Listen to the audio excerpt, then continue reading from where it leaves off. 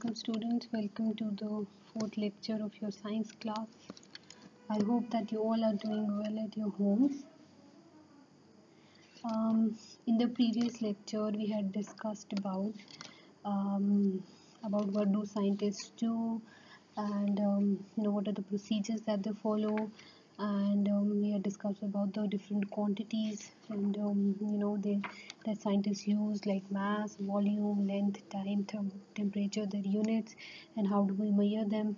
And then we had discussed about grouping and classifying different types of animals, um, and in which we discussed about birds, amphibians, mammals, reptiles, fish, and all these things. And today we are going to start off with the next chapter, which is called moving and growing. So the topic of our chapter is moving and growing. And what do you understand when I say moving and growing? What's the idea that comes to your mind when I say these two words, moving and growing? So you can just write it down, or you can just tell it to somebody sitting next to you, or discuss it with somebody sitting next to you. Okay, so in this chapter we are going to talk about, first of all, about our body. So there are different parts of our body. There are different our bodies come basically made up of bones and flesh. So what exactly is our bones together? When we collectively talk about bones, we talk about skeleton. So every single person has a skeleton which is made up of different bones. So our body is standing up because of our skeleton. We hold up our body because of our skeleton. So skeleton holds the body together. And what is skeleton? Skeleton is this structure which is composed of different bones. So if you touch your fingers right now, you're going to feel this hard thing. These are bones. Okay, if you're going to go upwards to your arms, you're going to feel this hard bones. These are all bones. So there's a skeleton in your body, and then there's this soft flesh. It is flesh. So these two muscles and bones are together make a body. So okay, what is our skeleton? Bones give our body structure. So that the structure which you have, the structure that you have, it gives how do we stand like that? Like, if you stand up, you're going to see this proper structure, which is balanced. You don't like move around in air, or rotate around in air. You have this firm structure. So skeleton, inside our body, or the bones that make up the skeleton, they give our body structure. So what do bones give us? They give our body this straight structure. So let us move in many ways and protect our internal organs. It lets us move. When you, if you were just, if there was no bone in your body, you probably would be able to stand up, because skeleton, it gives you this structure, this firm, defined body. It defines your body. So if you're going to, it helps you move. When you move, your joints move with the help of your muscles. So collaboratively they help your body move. The muscles and the bones, they collaboratively make your body move. And also they protect our internal organs. Like, for example, our head. When you touch your head, you don't feel your brain. Why? Because it is protected by our skull. Skull is this part of the body. When you touch your chest, this part of your body, you don't feel your heart, because it is protected by rib cage. So similarly, our body, because brain and heart are the two important organs of our body, they are protected by our skeleton, by our bones. So okay, so why do we need what is a skeleton? It is a um, uh, it is this structure which is made up of bones. And why do we need bones? Because bones gives our body structure, they help us move, and they protect our internal organs. So there's a note written here which says, feel your hand and fingers. They are soft, but inside you can feel a hand frame. So can you feel that? Please touch your hands and feel. Do you feel that? Yes, these are bones. So how many bones does an adult have? How many bones does an adult have? And a person, an healthy person, an adult human being has 206 bones. How many bones? 206 bones inside a human body. There are 200, and a healthy adult human being has 206 bones inside a human body. Without our skeleton, we would be big shapeless blobs. Just like, have you seen that plasticine, or that thing, that jelly stuff? You would be like that. You would be this blob thing without shapeless blob. So skeleton also gives your body a shape. So without skeleton, we would be just this big shapeless blobs. So why is the skeleton important? Because it gives our body structure. It helps us move in many ways. It protects our internal organs, and without it, we will be like these shapeless blobs. Our bones keep our shape, and without them we could not move. So without the help of skeleton, we will not be able to move. Our bones grow with us, getting harder as we get older. So when there's when a child is born, his bones and his muscles are very weak. But as the baby, it grows into in a child, or when the child grows into adult, so the bones also grow. That is why we become taller. So that is the structure. The skeleton actually is growing. So the muscles grow, the skeleton grows. So as we grow and as we age, our skeleton also grows with us. Okay. So what are bones made of?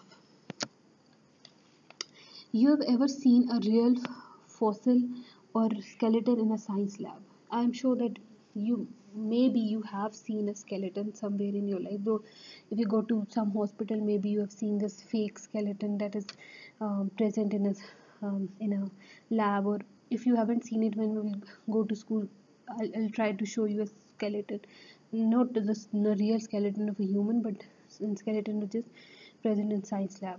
So then you might think that your bones are not no longer that the bones are no longer living. Although bones in the science lab are crumbly, hard and dry, the bones in our living body are not the same. So because human beings and people, they have created this fake skeleton inside the lab to to demonstrate and to for study purposes or for other purposes. When somebody's for the sake of study or for the sake of research, people have developed this skeleton which is not similar to the skeleton which is similar to the skeleton inside our body, but it is not made up of that material which is present inside our body. It is made up of different material. The skeleton which is present in the lab, the bones that make up our skeleton are alive and develop over time, just like the other parts of the body. So the skeleton, it moves. We move on our own. So the skeleton that is present in a lab, it is dead. It cannot move it alone. Our skeleton is alive. Our bones are alive, just like other parts of our body. So when a human being is alive, skeleton is alive, flesh is alive, brain is working, heart is working. So we move on our own. So we are alive. The bones are alive. Most of the bones in the human body consist of the same material. So major, most of the, not all of them, but most of the body, the bones that are present in the human body, they are of the same material. Now what is this material? Is called periosteum. So the first layer, there are different layers of bones. So the bone it is made up of different layers. As you can see in this picture, there are different layers of the bone. So the first layer, it is called periosteum. This layer, which is shown over here, this one, it is called periosteum. The periosteum, it is the outer layer of the bone. The outermost layer of the bone, it is called the periosteum. And what is it? What it is made up of? It is made up with. It is it is thin, and it is made up with a dense membrane that is made up of nerves and blood vessels that nurtures the bone. So this first layer, periosteum, it is made up of nerves and blood vessels. What is it is made of? It is made up of nerves and blood vessels, and it provides nutrition to the brain, because blood flow is important, and blood also carries nutrition with it. So these nerves and blood vessels, they provide nutrition to the brain. bone.